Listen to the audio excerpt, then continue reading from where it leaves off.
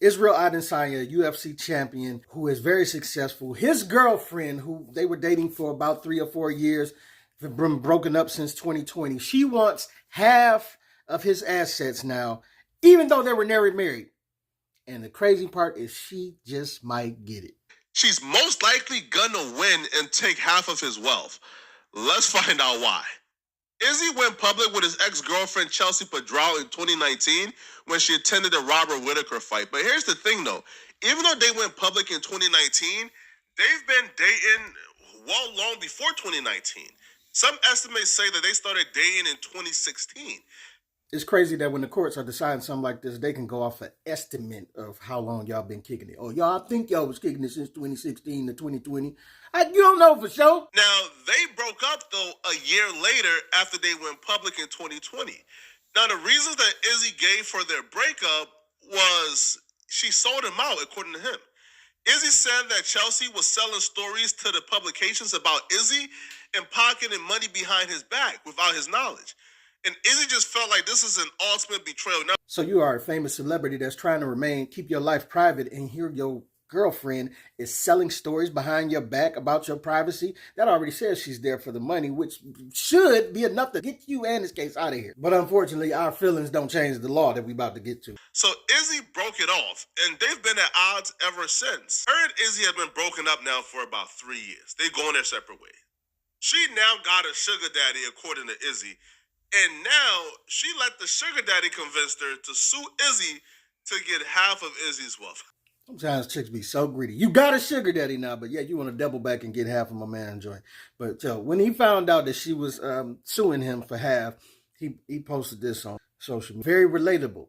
Imagine being so entitled that you think you deserve what a man has worked his whole life for. When you came into his life with nothing and tried to leave with millions. But like Akraf Hakimi, my assets are protected. I would have taken half hers too, but I don't want half of nothing.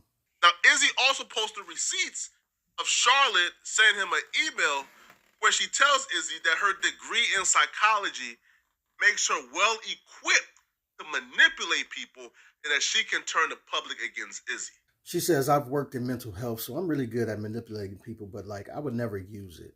It's not always fun living in his shadow and taking second priority because what he's doing is so important. After a while, it just makes me feel small.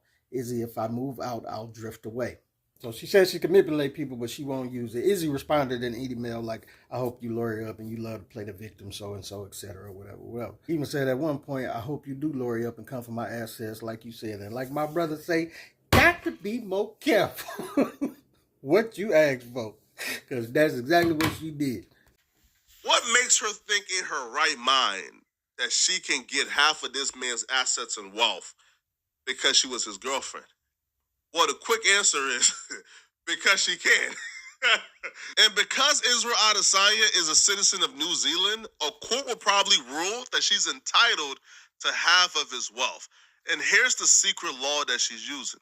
There's a law in New Zealand called the Property Act. Now, the Property Act states that any de facto relationship, now they describe a de facto relationship as a relationship between two people who are over 18 years old who is either married in a civil union or just living together for more than 3 years. So if you live together for more than 3 years, when you break up, you now have to split the assets in half.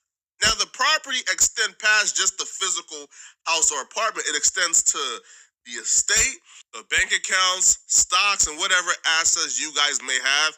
Y'all have to split it equally 50-50, or y'all could sign a tenancy agreement to where y'all figure out what each of you guys will get. Now, here's the thing, though. Izzy has been trying to get her to sign a tenancy agreement. So Izzy acknowledges that he could be effed over as well. He's not treating this like she's crazy. He's treating this really seriously. And he's been trying to get her to sign this tenancy agreement to where, they can figure out who gets what, right? Like Izzy is willing to give her something. He's not willing to give her half. Shout out to poetik Flakko for the good reporting. And so as you can see, he listened to his lawyers and he know about that tenancy agreement that he's trying to get her to sign. Like he even mentioned it in the email. He said, I wish you do drift into a miserable existence because misery loves company and you love being a victim. Please sign the tenancy agreement ASAP. Also, I really hope you lawyer up and come for my assets, like you said, etc. And it's crazy that this can play out like this. It's crazy that a court can come into your relationship and decide that since you have been with this woman and y'all lived together for 3 years, that she is going to be entitled to get half of your assets or half of your money or half of everything. It's funny that they can decide the status of your relationship that you and your woman didn't decide. You could have just lived with a woman 3 years and y'all may not have had no type of agreement on if y'all was together or not. But the courts would be like, well, she lived there with you. So it's crazy that if both parties got to agree to get married. So if you don't agree or consent to get married, maybe that's not what I'm doing. That's not how I want to live my life. I don't want to be married. That the court will anyway say that if you choose to live with this woman or this, that, and other, you're going to be responsible for funding the rest of her life with half of your assets that you worked your whole life for. And it's crazy that women are, especially in this day and age, how they run around hollering they so independent and this, that, and the other. They be independent, but they sure be in the dude's pocket as quick as they can get their hand in there. Five. You understand what I'm saying? Y'all be hollering independent, but whole time living off assets from another man or living off multiple men. Like this chick has a sugar daddy, but yet she still want to reach back and get money out of here. You know what I'm saying? It's just ridiculous how this whole thing plays out. And it constantly plays out like this in an unfair advantage to me and across the U.S. and in New Zealand and other countries, as we can see here. Akraf Hakimi was, I forget where he's from, Morocco, I think. But he had to play the smart move and have everything in his mother's name, which his wife didn't know. She thought she was getting half. And it shows you that, I mean, it's hard to be out here and be famous and then really take on somebody to settle down with, because most of them are after your funds.